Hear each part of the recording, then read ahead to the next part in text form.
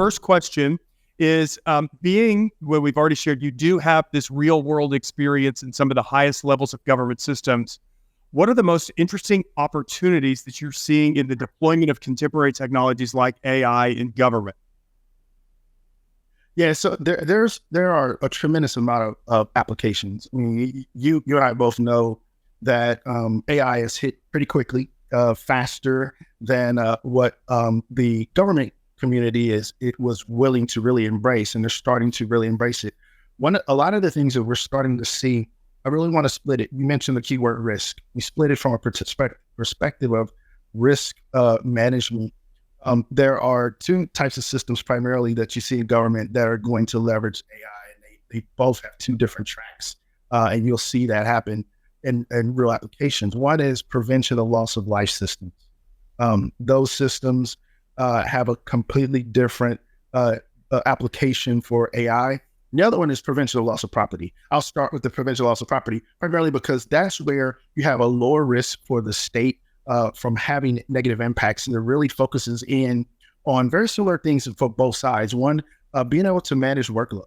I mean, improving workload, balancing workload, being able to ensure that I'm leveraging and implementing and applying the right resources, both human resources and fiscal resources, to achieve my outcomes.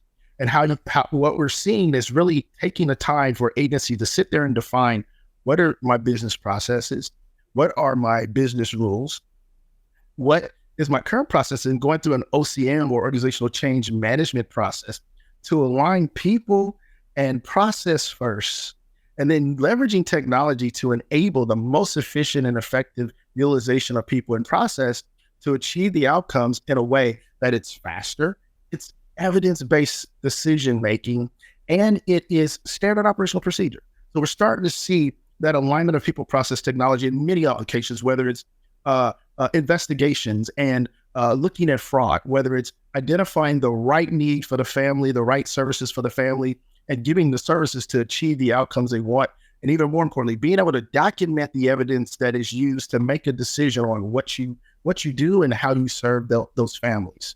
From the prevention of loss of property, what we're starting to see is there is, at the undertone, there is a level of analysis paralysis that you have to have where you're overanalyzing, how do I prevent from impacting the family, whether it's loss of life and then loss of property because I'm not giving them a service, or just generically focus on prevention of loss of life. And when you get to those prevention of loss of life systems transitioning from property, you start to see how the impact of leveraging AI becomes important. One, we use AI to make evidence-based decisions and give suggestions.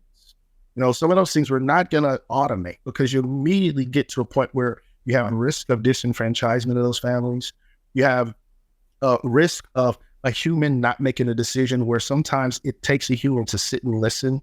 So Cardinality is focused in on ensuring that we have alignment with state law, we have alignment with business rules, we have alignment with the policy, and then we're making suggestions on how to leverage, how to improve the outcomes. And what that is doing for the frontline worker is empowering them and enabling them to make an evidence-based decision that is documented. It is showing why they're doing it, how to do it. And what we're seeing is improved outcomes. We're starting to see applications be processed faster. We're starting to see children in care for less time. We're starting to see less children come into care. And even more importantly, some of the things that I was able to achieve, less children coming into care, and at the same time, reducing the number of children who die when in care.